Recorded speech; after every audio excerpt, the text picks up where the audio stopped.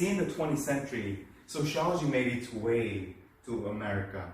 From Europe, it took the thoughts of different sociologists and it came to America during the early 20th century.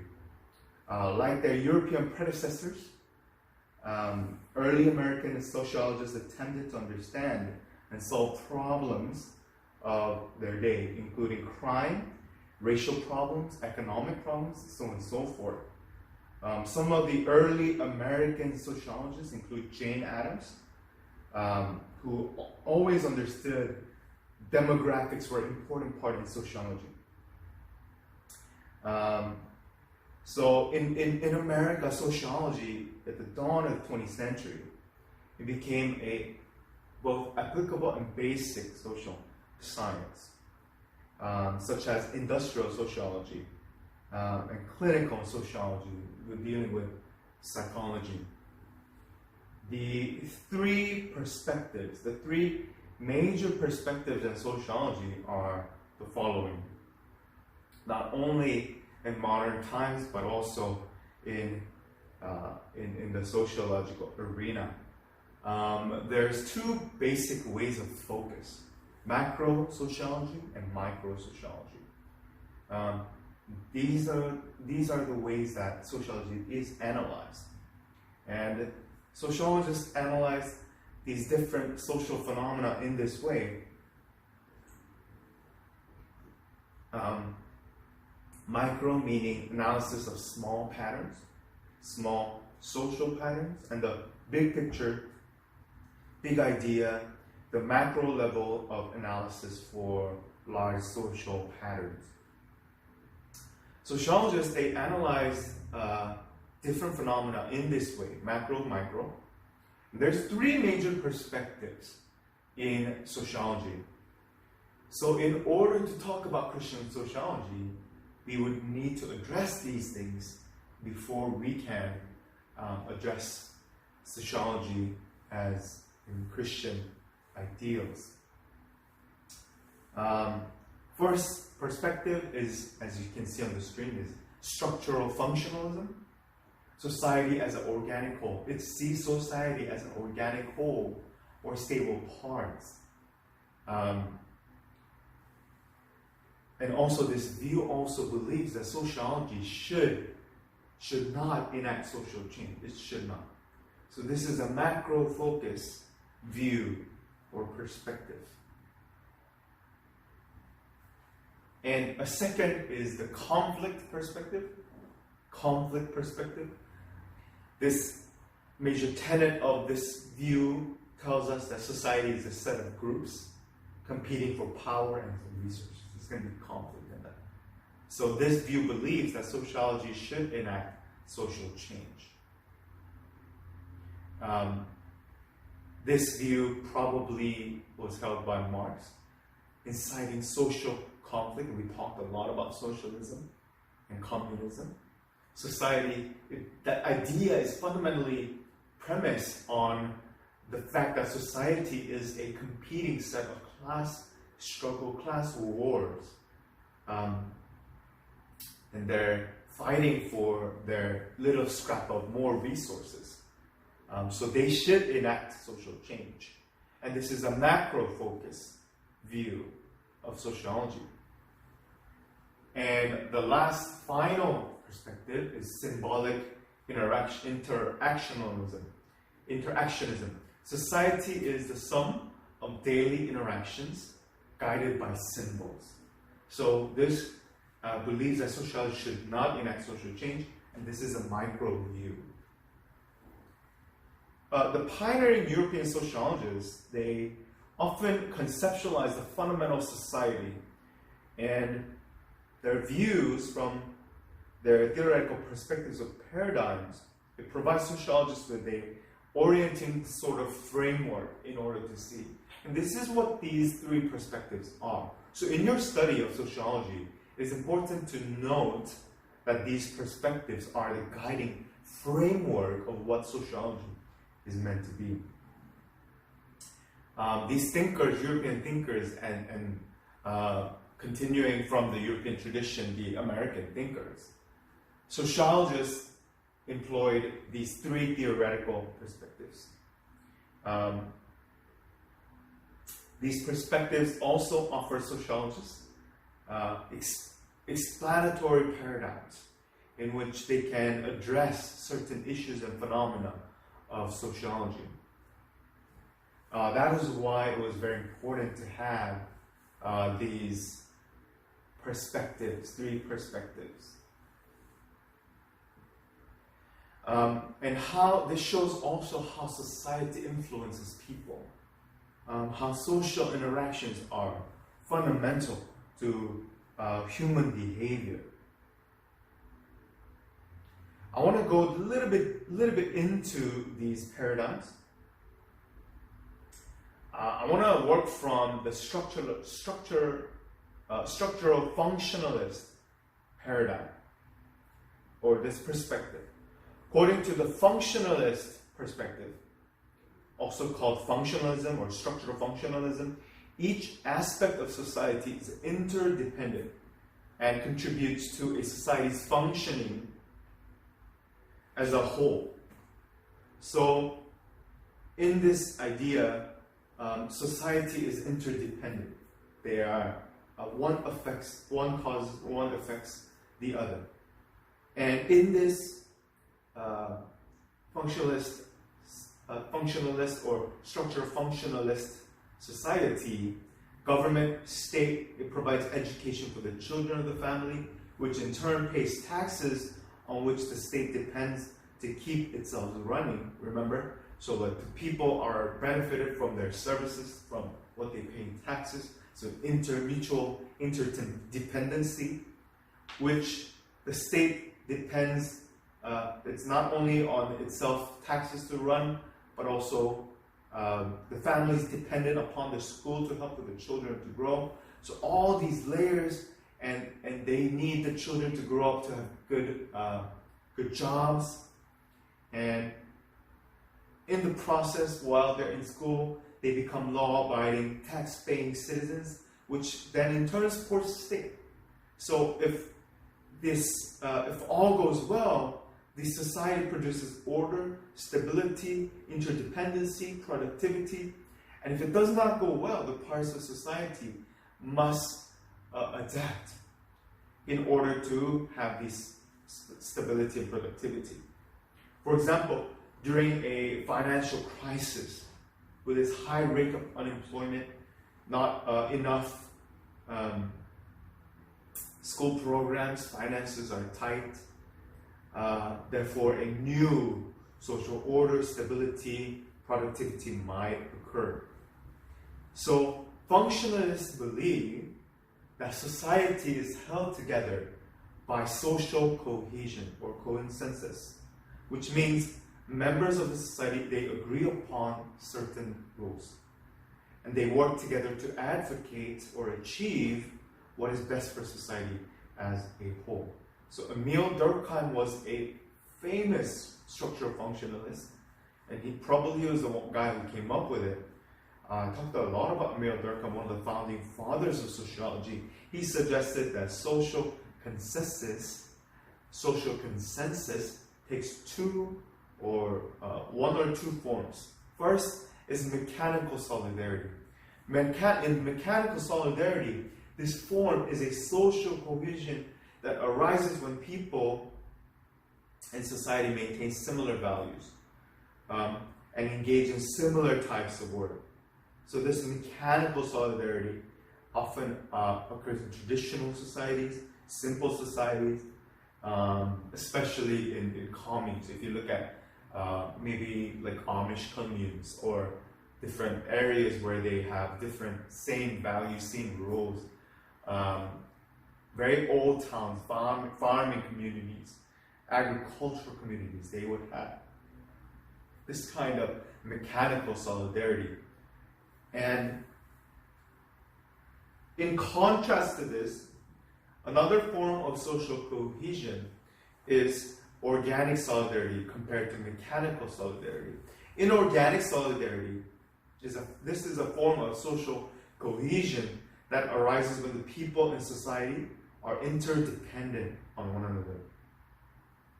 But they hold to varying values and beliefs and engage in varying types of work. Organic solidarity most commonly occurs in industrialized complex societies, in large American cities like New York or LA. So this functionalist perspective achieved its great popularity during the American 50s and 40s. While European functionalists, they focused on expanding inner workings of social order. American functionalists, remember we're talking about American sociology, American functionalists, they focused on discovering the functions of human behavior, a little bit more psychological, a little bit more human behavior. Among these American functionalist sociologists, they include Robert Merton. He divided human functions into two types: manifest functions and latent functions. Manifest functions are intentional, they're obvious, while latent functions, they're not as obvious. So manifest function, they include attending a church or a synagogue or a place of worship. For instance, to worship is a part of a religious community, but latent function, it may be different to institutional values. So with common sense, the manifest function is different from latent function. I think it can be a little bit described as a car, having a car. Manifest function, I think I talked about this before, having a car gets you from point A to point B. That's manifest function. A latent function would be a car gives you some kind of status, a social status of having a car, owning a car. This approach, the sociological approach to functionalism, is part of the relationship between the functions of similar parts and functions of the whole. So functionalism has received criticism for neglecting the negative functions of an event, such as divorce. So critics also claim that the functionalist justifies the status quo and complacency on the part of society's members. So there are some criticism to this functionalist view. The second perspective I want to dig a little bit into is the conflict perspective. The conflict perspective, again, I told you this was originated most likely and largely by Karl Marx. He presented this idea of class struggle, society as a set of groups competing for power and resources. Because this world has limited resources, limited amount of finite resource, Karl Marx wrote so much about these class struggle in different perspectives. He focused on this conflict perspective. This perspective, because it's derived from Karl Marx, it focuses on the negative, conflicted, and ever-changing nature of society. Unlike functionalists, who they defend and depend on the status quo, they avoid social change, they want cohesion, and they want cooperation to bring about social order. Basically, conflict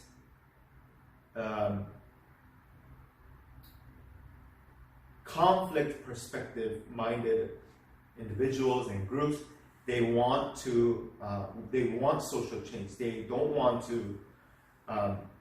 They challenge the status quo, encourage social upheaval, even to the point of revolution.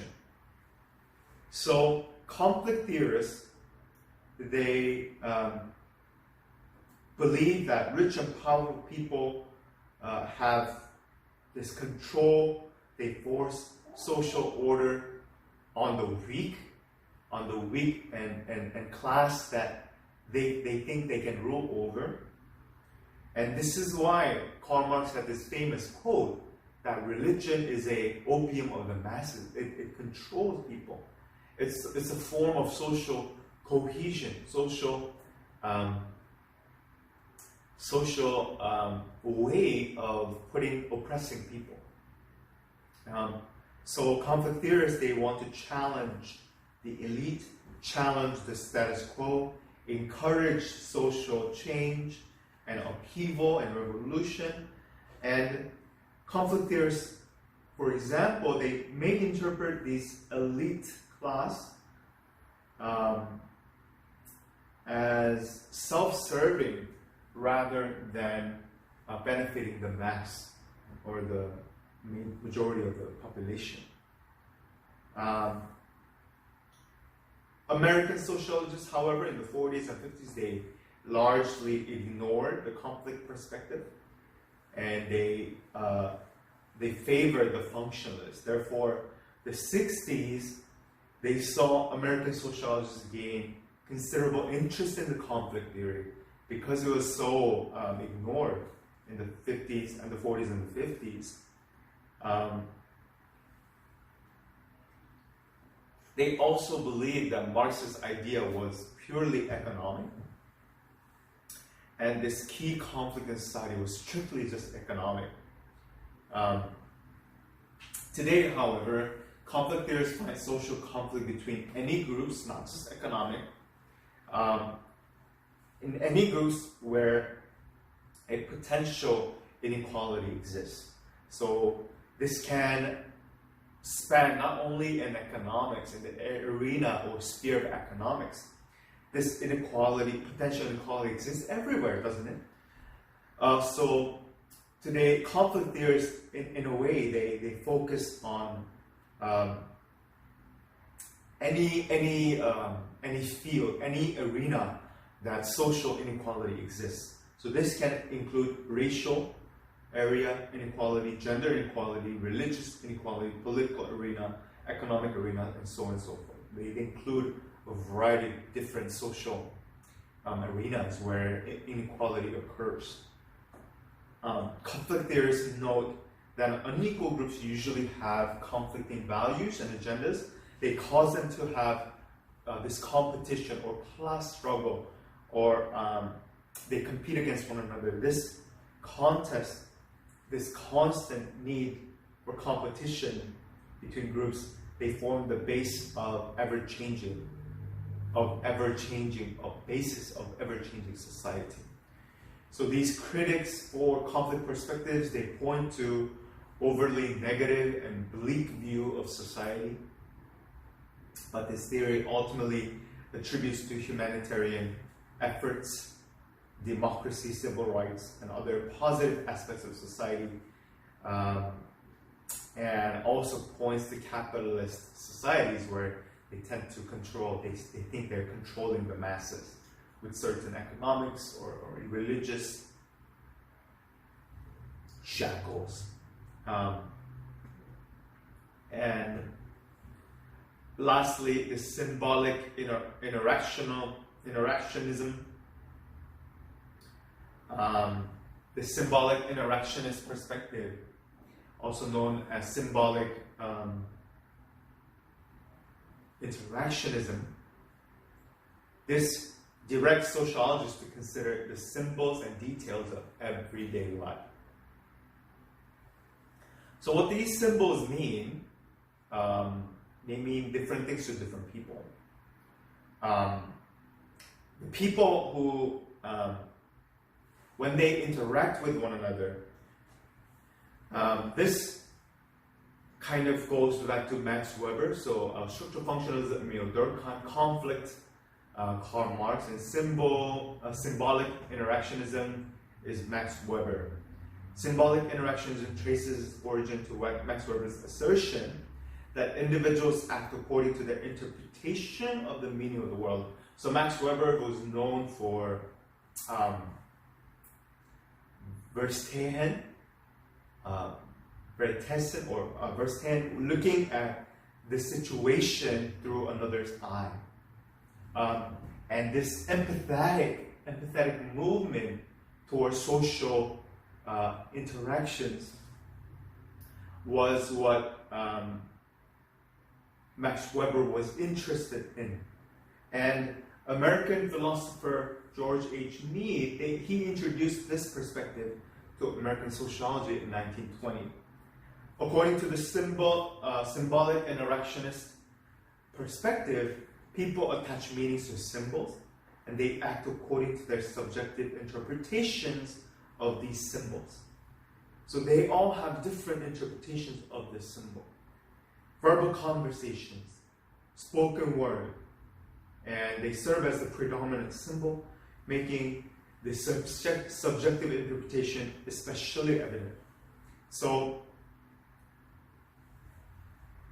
the words have a certain meaning in these interactionist perspective, social interactionist perspective. Of course, here anything can serve as a symbol, as long as it refers to something beyond itself. So written music serves as a symbol. Black dots and lines in Morse code serves as a symbol. Black dots and lines in music scores serve as a symbol. The symbolic interactionists give serious thought to how people act, and then they seek to determine what meanings individuals assign to that symbol. So let's consider, if you apply this to American social institution of marriage, symbols may include wedding bands. The symbols may include vows, wedding vows. Symbols may include a church ceremony, flowers, music. So this American society and social and so people with these kind of interactionist, symbolic interactionist views, they view society as a sum of daily interactions with symbols.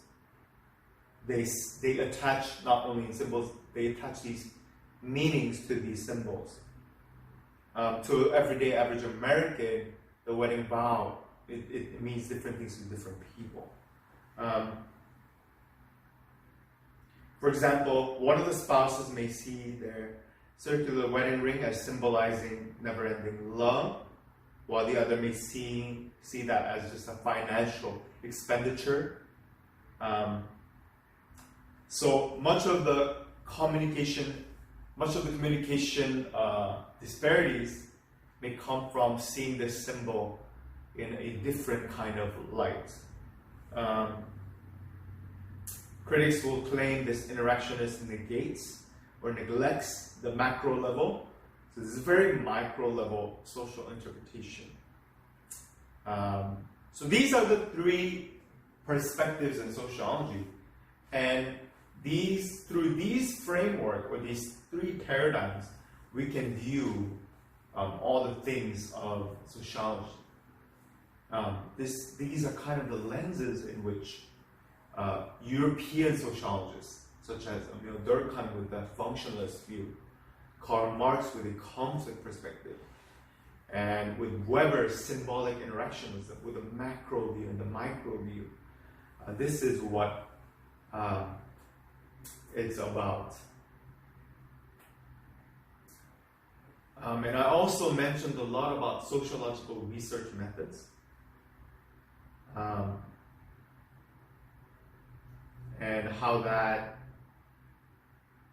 applies to this integrated perspective that we have of sociology.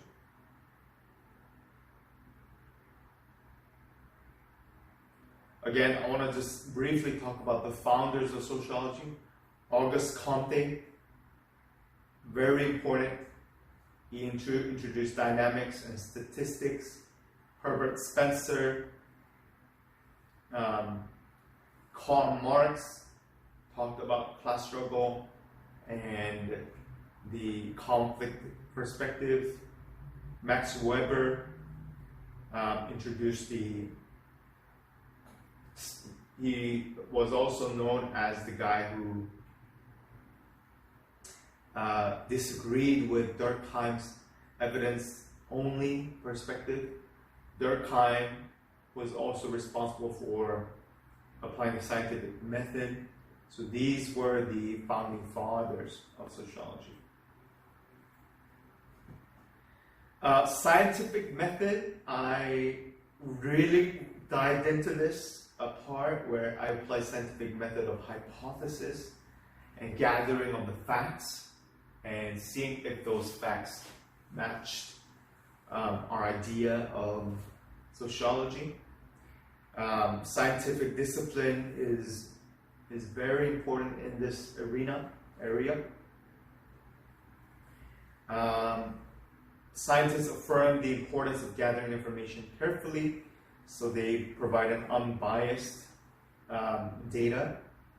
So sociological research can be scientific because, by definition, sociological research is scientific because it acquires information about various aspects of society and social behavior. And sociologists use the scientific method, but like other scientists, they stress the inaccurate, unbiased means of gathering the information. They analyze that social data, and they use systemic observation in order to make conclusions based upon the data.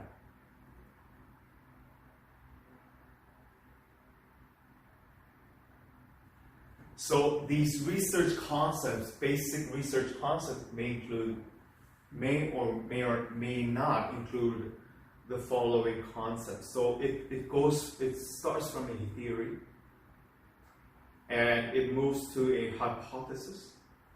Theory trying to maybe provide some kind of explanation to a phenomenon. Because this theory is too general, the social scientists, they devise a hypothesis or a testable prediction from the theory and tests this theory instead. So with this scientific research, social scientific research method, I included the Stanford prison experiment, the Bobo doll experiment. I went over the certain social experiments in order to give you an example of this. And they always had a theory, social theory.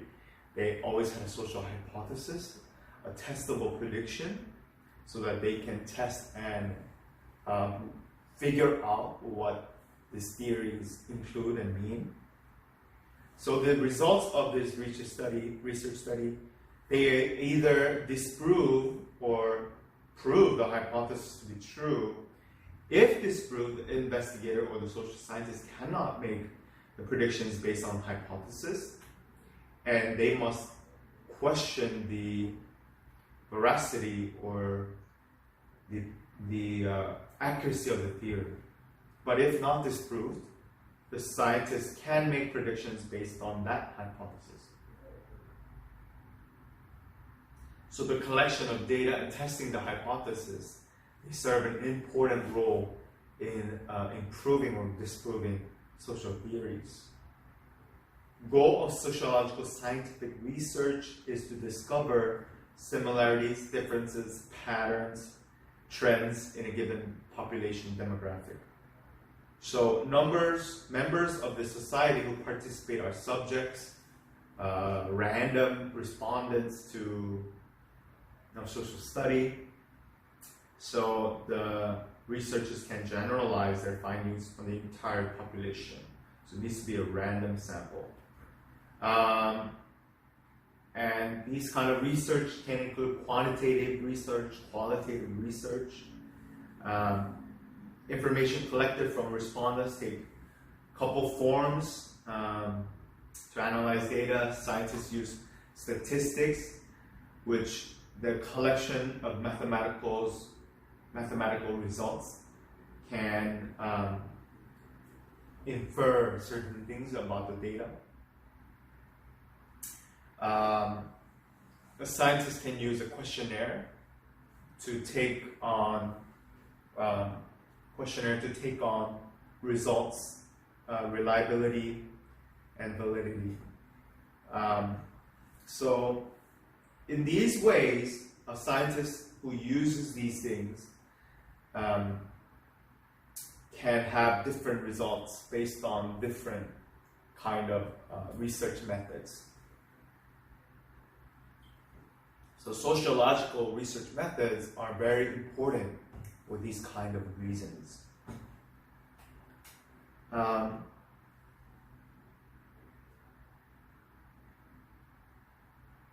And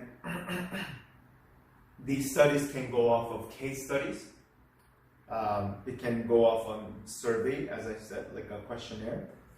It can be observational, like a laboratory observation or naturalistic observation. It could be correlation research. This correlates to this study, this correlates to this one. It could also refer to experimental research with different variables. It could lead to cross-cultural research where they see this played out in this culture, but differently in that culture, and so on and so forth. A research can also shoot off from existing different data. This is secondary analysis.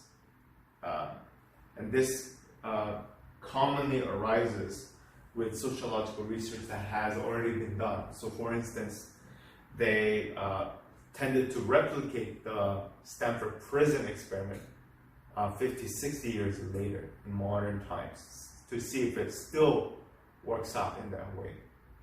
So this is an example of research with existing data, of secondary analysis.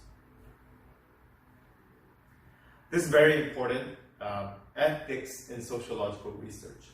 So for instance, a Stanford prison experiment, they had certain ethical problems. It was ethically wrong. It was only ended when the experimenters' friends came and said, "This is crazy. Stop this. This is unethical." So these ethics are very important sociological regulatory guidelines, and also to say that the science has ethics, science and ethics, that they go together.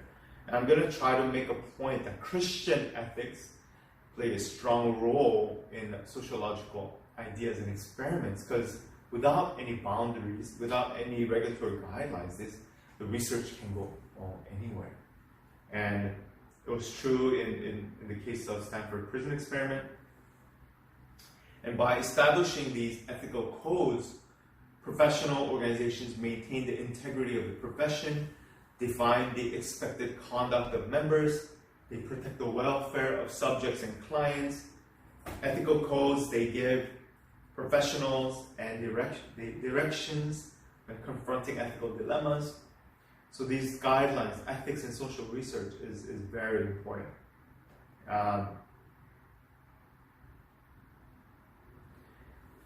So many organizations in America, especially the American Sociological Association and the American Psychological Association, they establish ethical principles and guidelines, and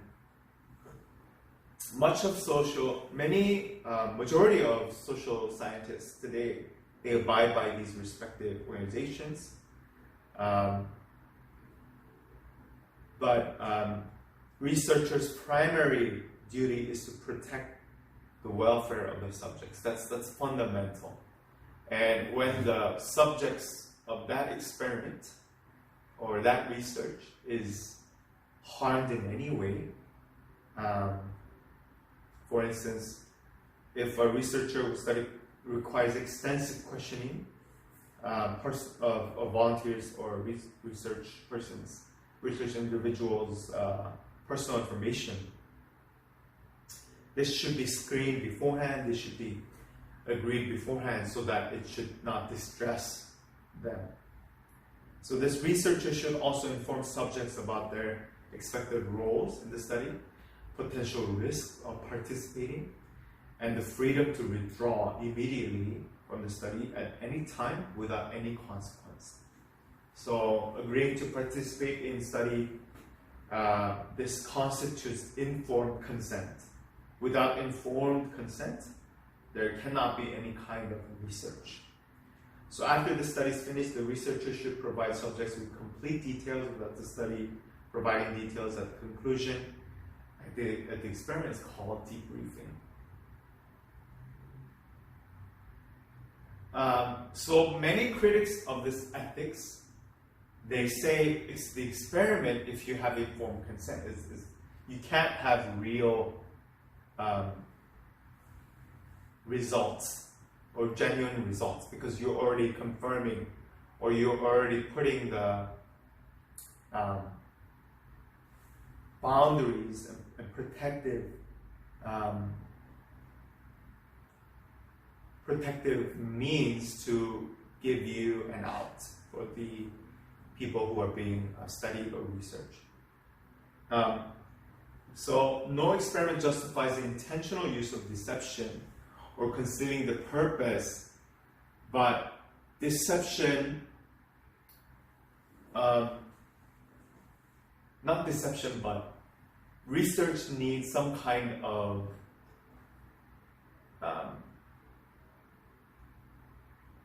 it does have the risk of potentially harming the subject, psychologically harming subjects, but we wouldn't have these famous experiments if all these informed consent was followed to the letter, which is kind of a dilemma. But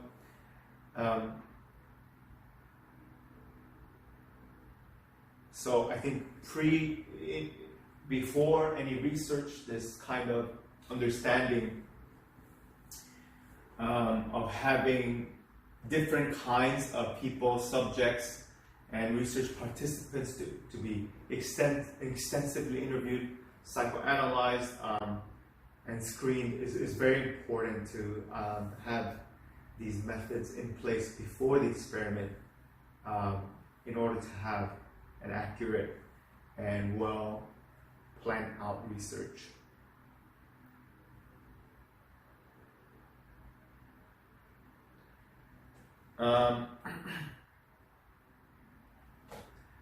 Sociology, again, as a science, not only because of the scientific method, but definition of sociology uses scientific study to understand its research. So, science, although it's not, I think I mentioned this before, it's not as accurate and exacting as numerical science or hard science, true science such as chemistry or physics, but it is science nonetheless, for it is knowledge. So Emile Durkheim in the 19th century was the first sociologist to use scientific method in sociology. So whether or not a particular discipline like sociology is science, it depends more on the methods used than a subject arena. Let me say that again. It depends, the scientific definition, it depends on the method, not really on the method. It's actually, it relies more on the method, but not really on the fields that subject area is discussed.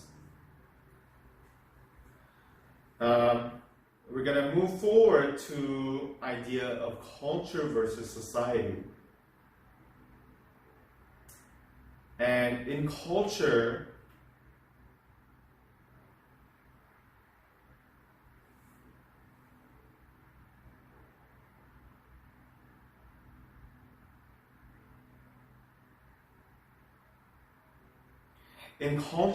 they have different kinds of values. Culture's values are ideas about what is good, what is right, what is fair, what is just, what is correct action of conducting oneself. So, what sociologists have different opinions are how we conceptualize these different values. For instance, conflict theory focuses on how values differ between the groups within this kind of culture, while functionalist focuses on the shared values. See that? So conflict theory, they focus on how different values conflict and compete for one another. Functionalists, they believe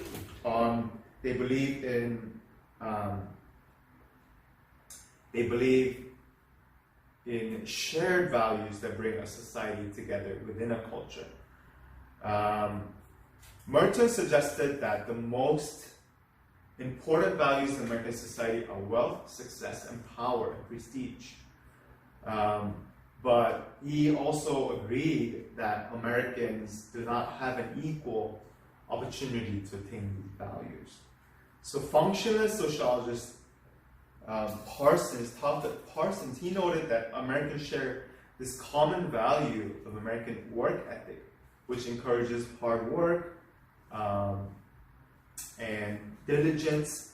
But other sociologists have proposed a common core of American values, including accomplishments, material success, problem solving, reliance on science and technology, democracy, patriotism, charity, philanthropy, freedom, equality and justice, individualism, responsibility, accountability.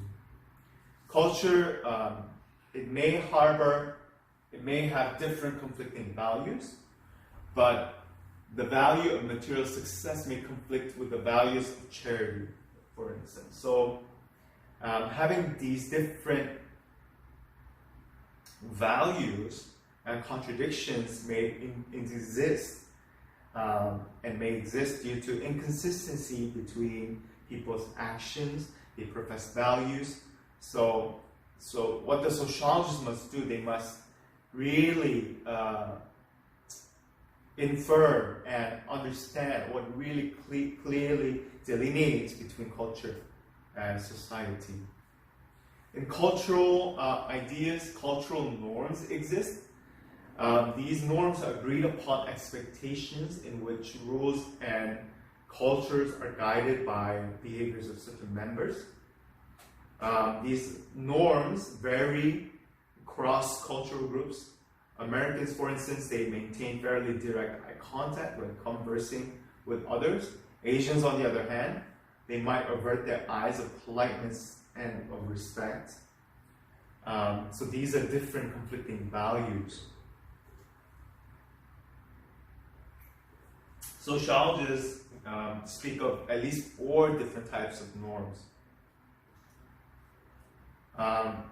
Folkways, mores, taboos, and laws. Folkways, sometimes known as customs, are standards of behavior in society that society approves. For example, belching loudly after a meal, after dinner. They break. American is not polite in America, but it might be polite in other countries.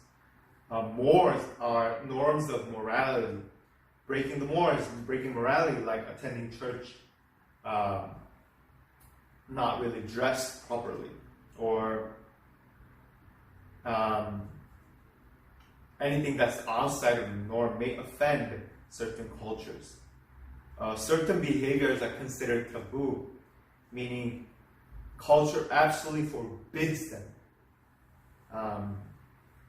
So finally, laws are formal body or rules enacted by the state, backed by the power of the state.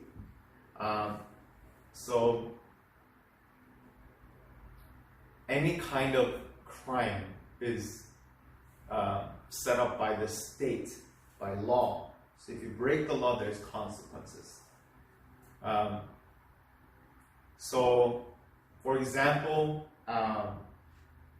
not dressed accordingly may be offensive at church or at worship place, but it's not against the law. So that's the difference between mores and laws. Members of a culture must conform to the norms of the culture for it to exist and function. So the members must want to conform and obey.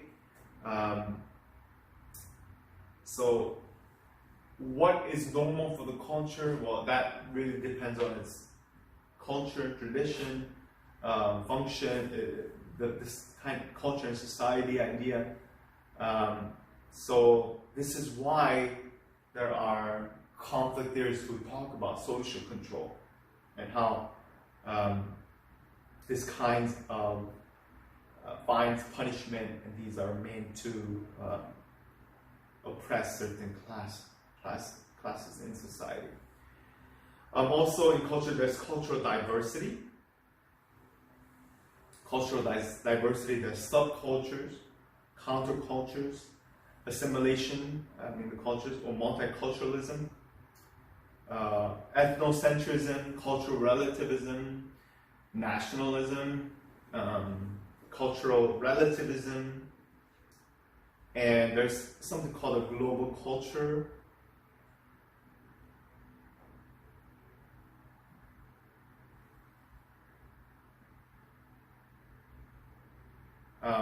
Culture is globalized, this idea, and I want to talk about societies now. Societies, although humans have established many types of societies throughout history, sociologists and anthropologists especially refer to 6 different types of societies. Each defined by levels of technology. So societies include these following 6 things. Hunting and gathering societies. The members of hunting gathering or hunter-gathering societies, they survive by hunting animals, fishing, gathering plants. The vast majority of these societies existed in the past, with only a few remaining even today, living on the verge of extinction. So to survive, early human societies, they completely depended upon their immediate environment. The animals in that area, plants in that area, rivers in that area. If these resources dried up, if these resources were removed, no longer there, the society as a whole had to relocate to an area that had these kinds of resources, where they were plentiful. So hunting-gathering societies, consequently, they were typically small. They were quite mobile, meaning itinerant, meaning they were nomadic. In some cases,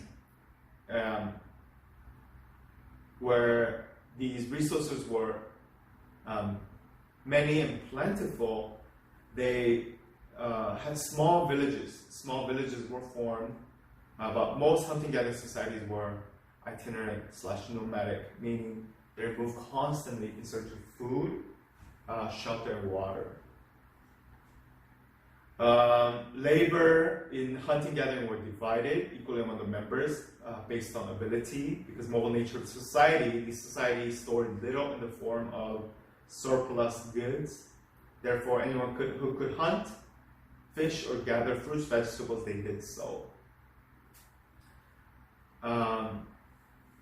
They probably had males travel longer distances to procure and hunt larger animals. Females hunted smaller animals, gathered plants, made clothing, protected, raised children, helped the males to protect the community from rival groups. Hunting-gathering societies were mainly tribal, meaning members shared an ancestral heritage, common sets of traditions and rituals. In this kind of hunter-gatherer society, they sacrificed their individuality for the sake of the larger tribal culture. In here, they have pastoral societies as well. So one of them, one of the 6 is pastoral societies. These pastoral societies emerged pretty early on. They started thinking that, okay, if we want to hunt animals, we have to go out and actually hunt. It requires so much energy. Why not raise them and basically domesticate them? That's what happened in pastoral societies. They still exist today, especially in North Africa, where horticulture and manufacturing is not possible really. Domesticating animals allow for a more manageable food supply than hunting and gathering societies. So pastoral societies they're able to produce a surplus of goods, which makes storing for food for future use a possibility because they're raising it, they're living with them. With storage comes the desire to settle and have permanent settlements. So it requires a society being at one place for an extended period of time. With this society comes trade of surplus goods between neighboring pastoral communities. So trade and business is happening.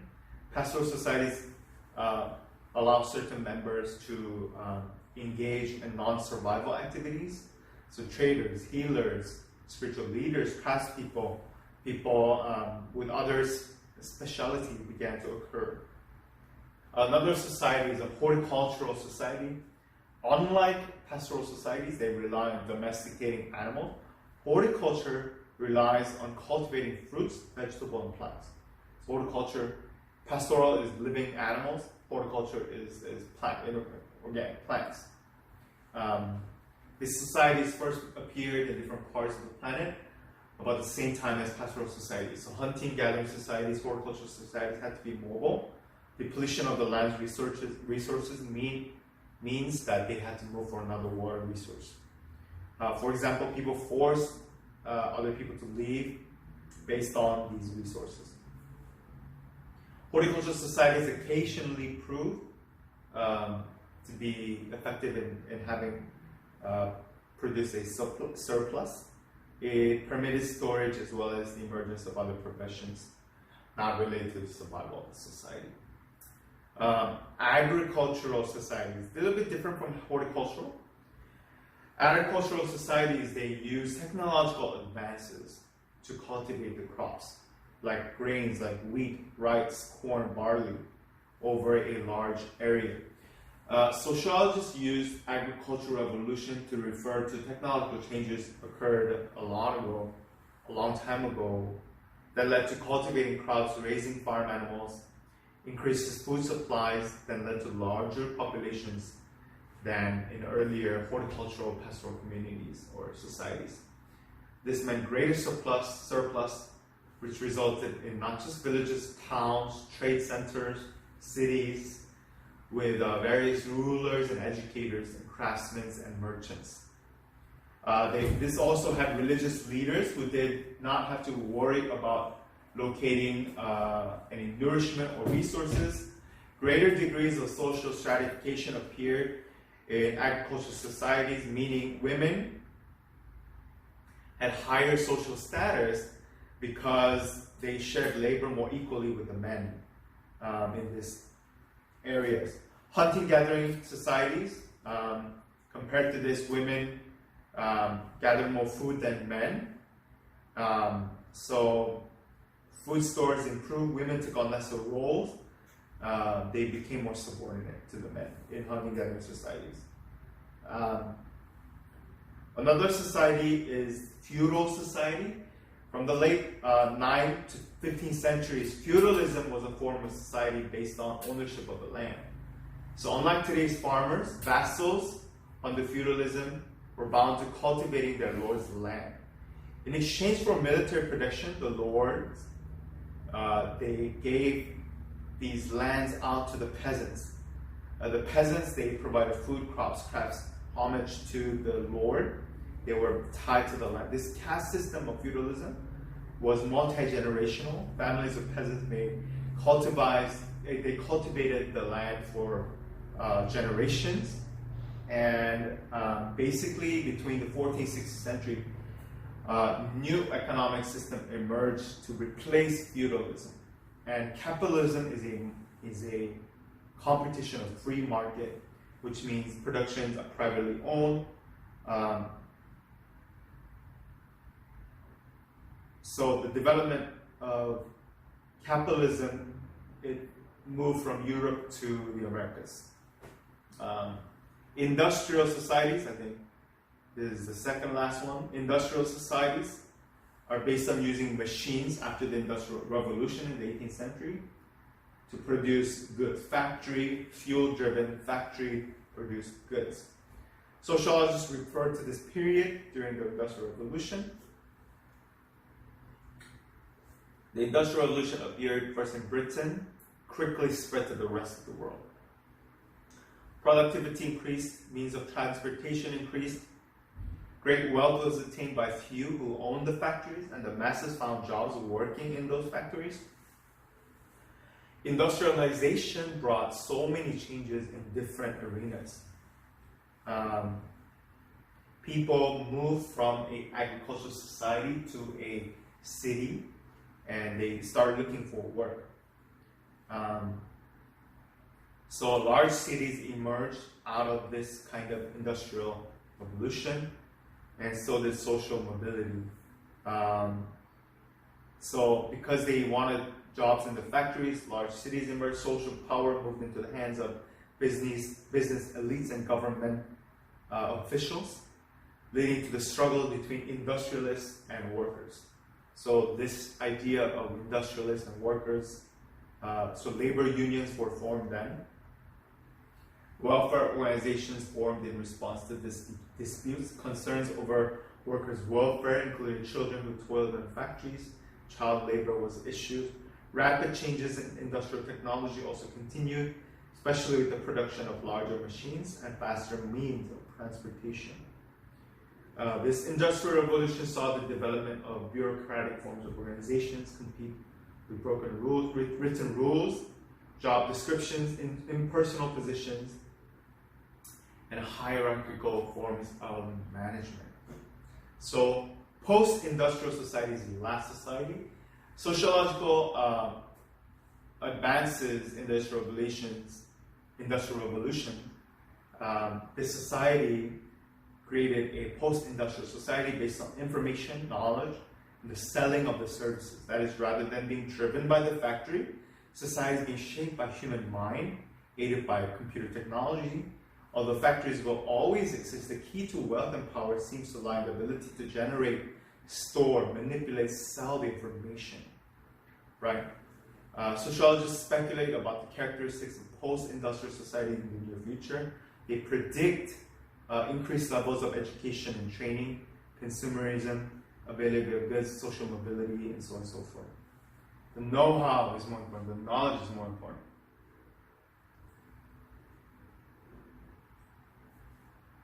So society believes that, sociologists believe that society will become more concerned with the welfare of the members of society. And this post-industrial society will be less characterized by social conflict, and everyone works together to handle and solve society's problems as a whole. So this is the culture versus society. To wrap up, this culture consists of the beliefs, behaviors, objects, other characteristics through common members. Society, as I mentioned, the 6 different views of society. Culture, therefore, culture versus society. Culture includes many societal aspects: language, customs, values, norms, mores, rules, tools, taboos, technology, production, organization, institution. So this latter term refers to clusters of rules and cultural meanings associated with social activities. So sociologists define society, not only culture and society, as a people who interact in such a way to share common culture. The cultural bond may be ethnic, racial, based on gender, shared beliefs, values, activities. The term society can also have geographic meaning and refer to people who share a common culture in a particular location. For example, people living in Arctic climates develop different cultures from living in desert climates, right? And so on and so forth. So culture and society are different in this way. So culture's roots, is it biological or societal? They have different arguments and understanding based on this culture.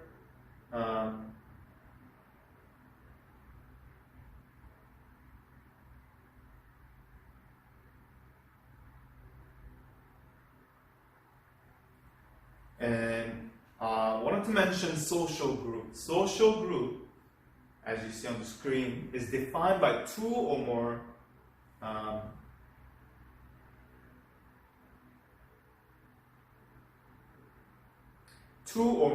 people who identify, interact with one another. So social groups fall into two basic categories: primary and secondary groups.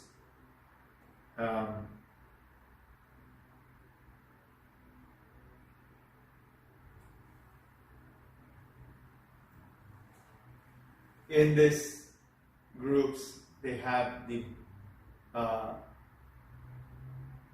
deviance, deep crime and social control. They have social deviants who engage in crime. Their social control is justice. There's racial sociology. There's ethnic sociology. There's this understanding between race and ethnicity. There's gender. Gender plays a huge part in societies.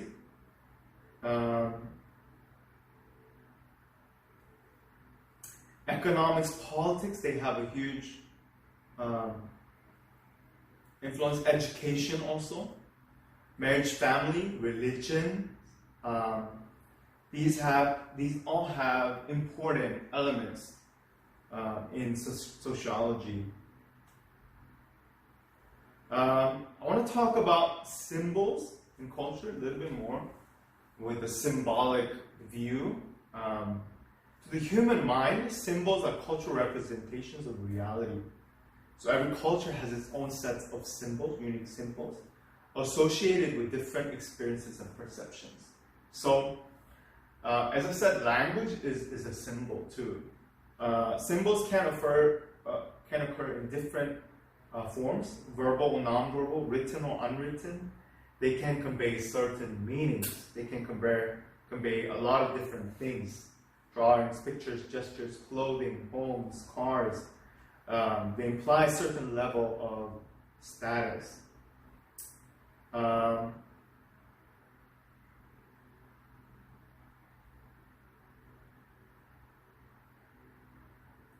And I mentioned about the social group.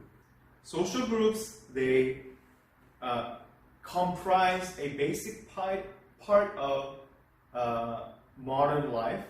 As I said, it's two or more people. Social groups are also a collection of people who interact with each other and share a similar characteristic and a sense of unity. A social category is a collection of people who do not interact but who share similar characteristics. In contrast, social aggregate is a collection of people who are in the same place but who do not interact or share the characteristics. Psychologist Carolyn Sheriff, she had a classic experiment in the 50s.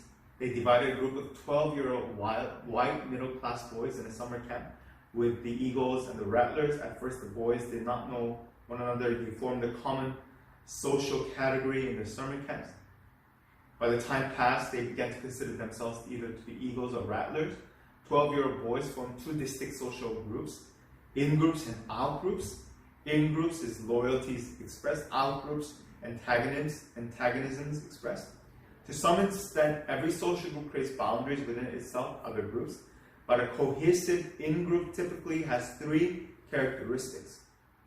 Members use titles, external symbols, and dress to distinguish themselves from the out-group.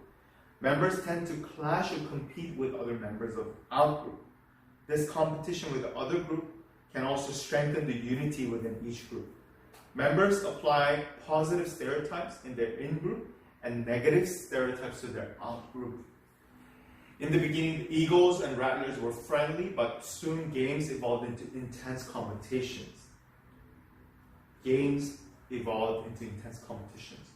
The The two groups began to call each other names. They raided each other's cabins, hazed one another, started fights. In other words, loyalty to the in-group led to antagonism, aggression towards the out-group, including fierce competition for same resources. Later in the same experiment, those had the boys work together to solve mutual problems. When they cooperated with one another, egos and rivals became less divided, hostile, and competitive. So this group idea is inherent, as you can see in this experiment. More on social groups. Social organizations, because secondary groups are diverse. Some are large, some are permanent, some are temporary. Others have written rules, others do not. They have oral rules. Colleges, businesses, political parties, military, they're organizations. University hospitals, they're examples of formal organizations, which are secondary groups that have goal-directed agendas and activities. In contrast to official organizations, the informal relations among workers comprise informal organizations. Studies have clearly shown that the quality informal relations improve satisfaction on the job, increase workers' productivity. However, professionals seem to place more importance on their relations with their co-workers than blue-collar workers do, perhaps because professional jobs require more interaction with co-workers. Goals to help define organizations, what they do, as well as provide standards for measuring efficiency, performance, and success in meeting specific objectives, whereas most organizations cease to exist if they do attain their goals, may thrive because of these things.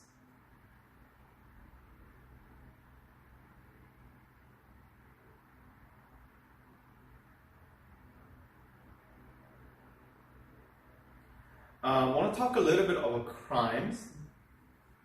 I want to define crime. What does crime actually really mean?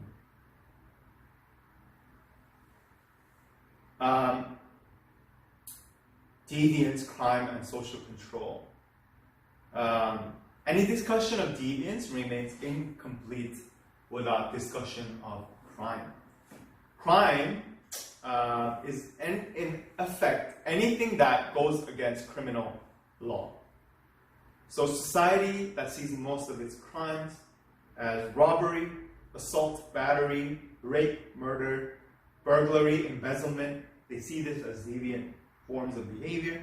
But some crimes, such as committed in violation of the laws against selling merchandise on Sundays, they're not deviant at all. Moreover, not all the deviant acts are criminal. For example, a person who hears voices, they are deviant, but is not criminal. Society's criminal justice system punishes crimes. Punishment becomes necessary when the criminal acts are so destructive, so they interfere with society's normal functioning.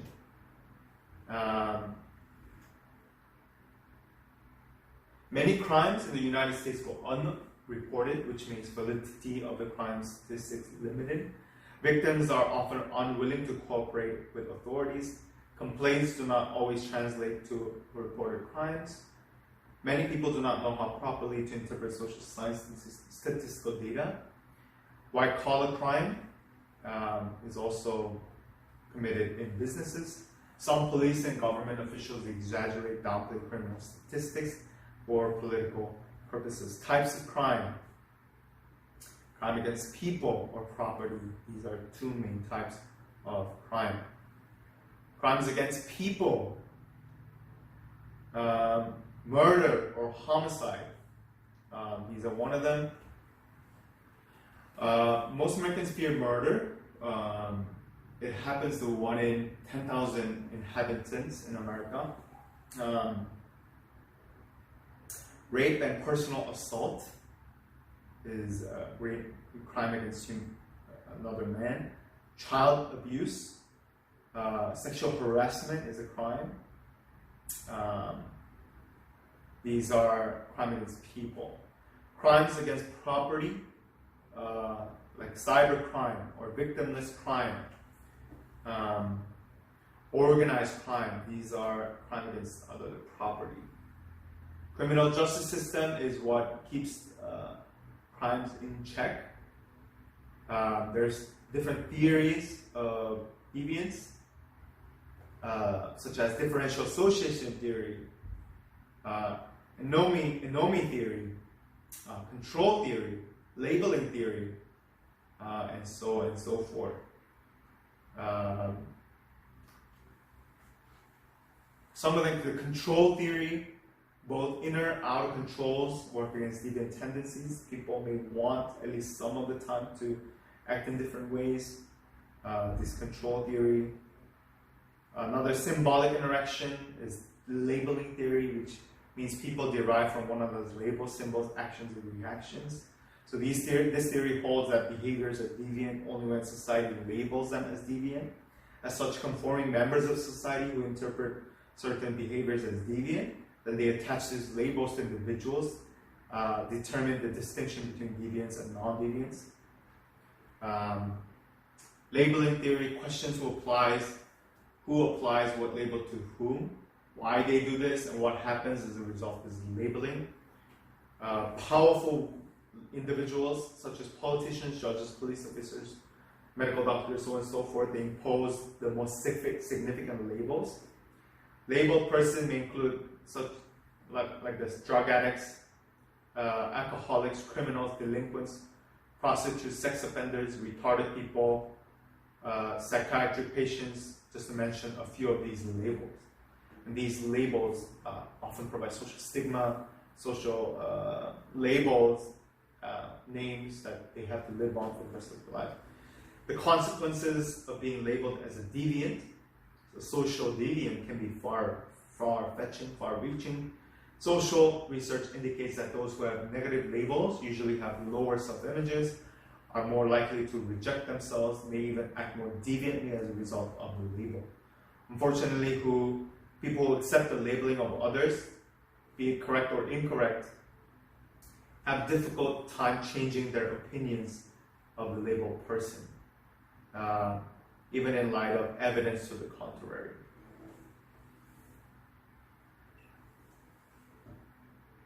I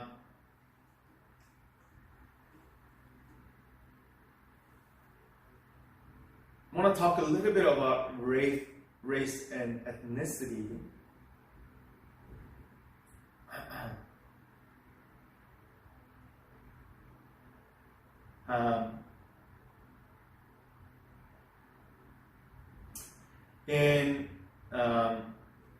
In race and ethnicity, social class does come into note.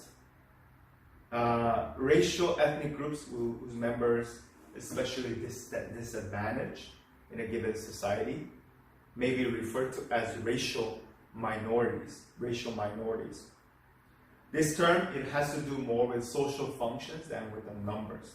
For example, people with green eyes may be the minority, but they are not considered to be true minorities. From a sociological perspective, minorities generally have a sense of group identity, belonging together, and they have also a separatedness, being isolated from the others. So they are disadvantaged in some way, shape or form, compared to the majority of the population. Of course, not all minorities experience all these different characteristics. Some people they are able to transcend these statuses. Most minority groups are locked within their minority standing, regardless of their achieved level of personal success. So often these terms, glass ceiling, applies to not only gender but also in racial and ethnic sociology.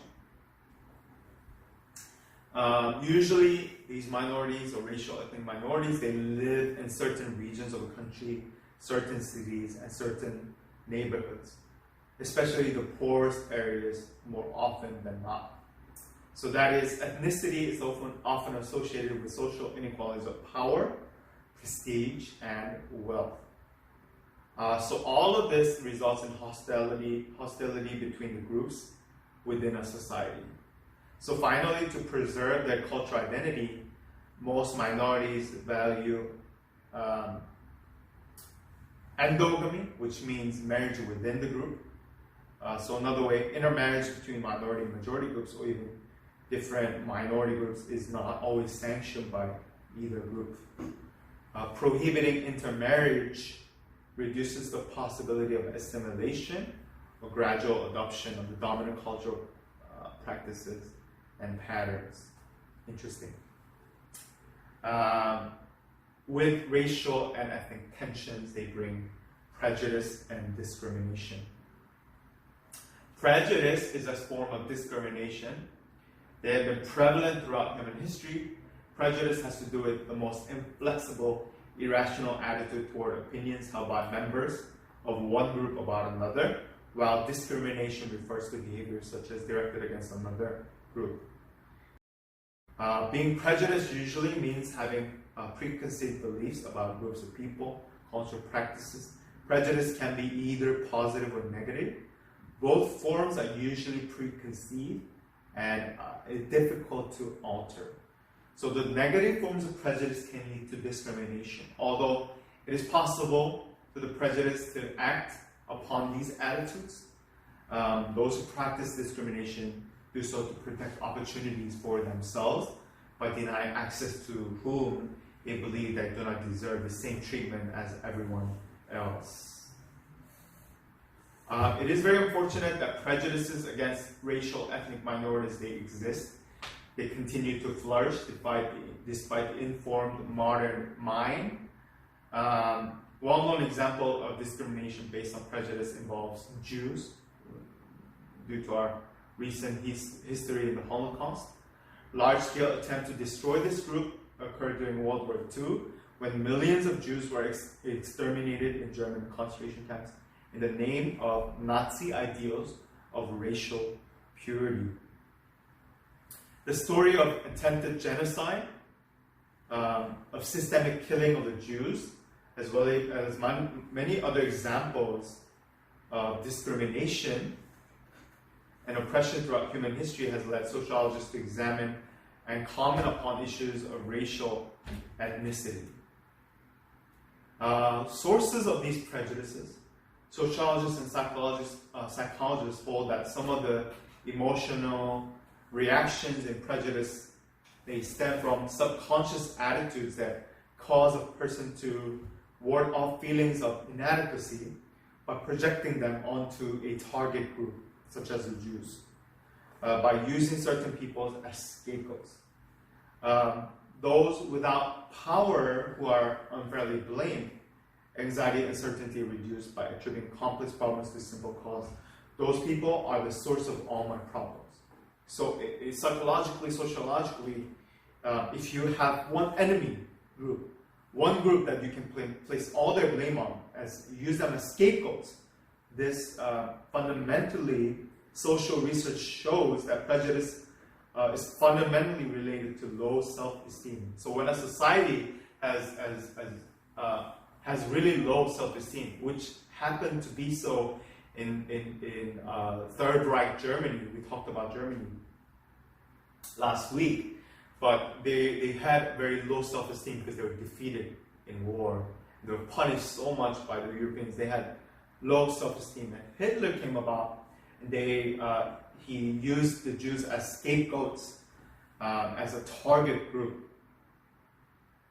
By hating certain groups, hate is a very strong social cohesion.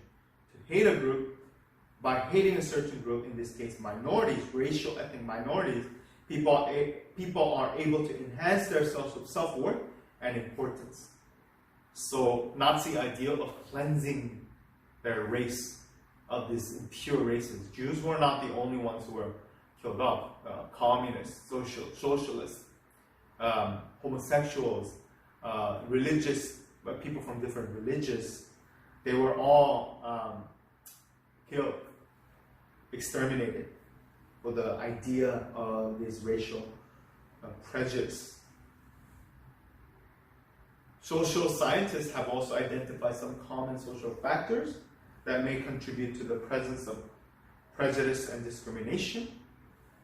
First is socialization. Many prejudices seem to be passed along from parents to children.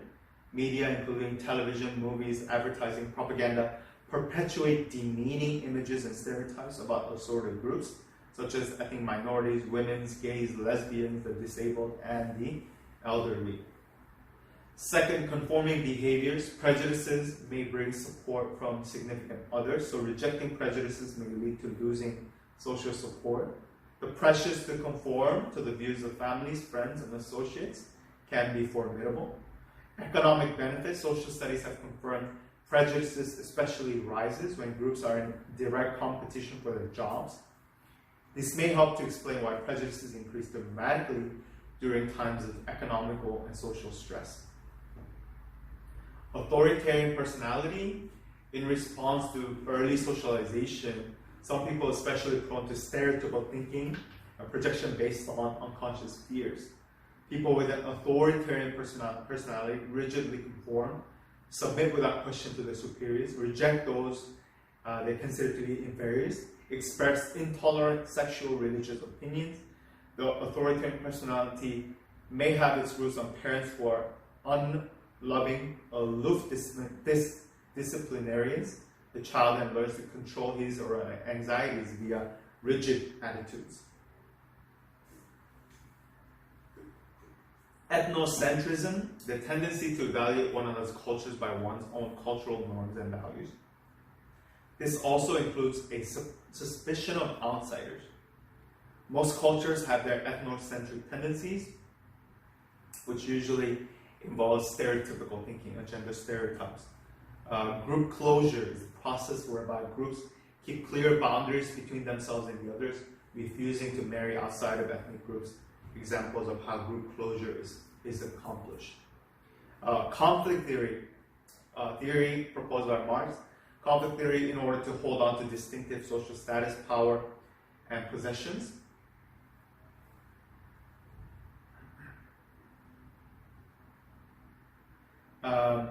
In order to hold on to the distinctive social status, power, possessions, privileged groups are invested in seeing that no competition for resources arise from minority groups. Powerful may even be ready to resort to extreme acts of violence against others to protect their interests. As a result, members of underprivileged groups may retaliate with violent attempts to improve their circumstances. So these are what maybe fuel racism, prejudice against Native Indians, Africans, Hispanic American, Asian Americans, race and ethnicity. So again, just to wrap up, race refers to groups of people who have differences, similarities, biological traits deemed by society to be socially significant. And ethnicity or ethnic, this term refers to shared cultural practices and perspectives. Gender is a huge part in socialism. Economics and politics, very interesting as well.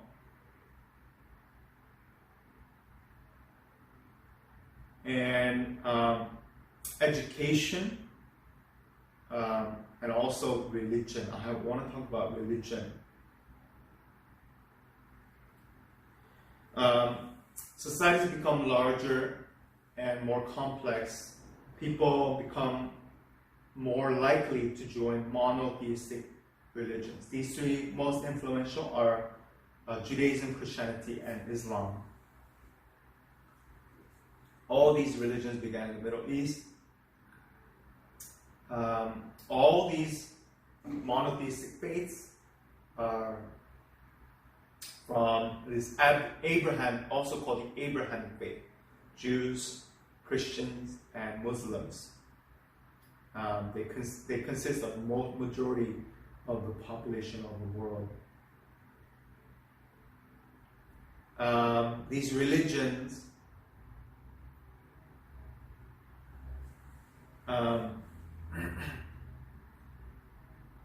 have interesting and significant religious cohesion brings some kind of political affiliation. So for instance, Jews and Catholics are more likely to be Democrats than are Protestants. Protestants are usually more conservative. Likewise, Jews tend to be more liberal than the Catholics, who tend to be more liberal than Protestants. Baptists tend to be comparatively poor. Anglicans, Presbyterian Jews tend to be wealthy. These social, religious connections are present. The varying number of religious organizations, beliefs around the world is so large, sociologists have a difficult time arriving at a single definition of religion. But Western societies, people usually identify religion with Christianity, believe that Jesus Christ, Son of God, who promises salvation through faith and life after death. Yet religion as a global phenomenon represents much more complex picture because most of the world's religions lack the core concepts of Christianity. To avoid thinking what religion from a culturally biased point of view, such as the West, which we see, sociologists first define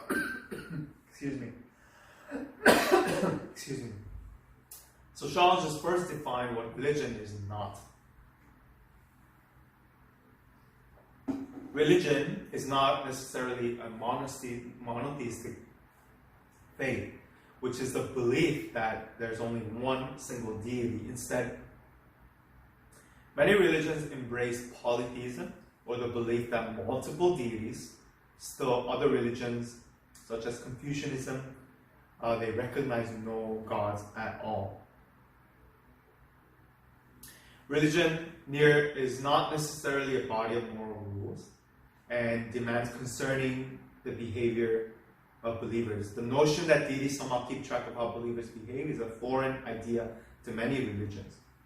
Religion is not necessarily a belief in the supernatural heaven or hell, life after death. Confucianism, again, is an example, emphasizes acceptance, natural harmony of the world, not finding truths that are life beyond it.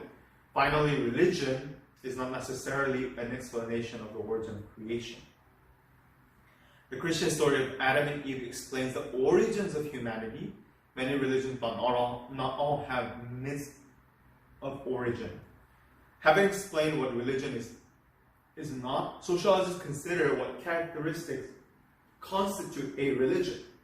Sociologists generally define religion as a codified set of moral beliefs concerning sacred things, rules of governing behavior, beliefs will form a spiritual community.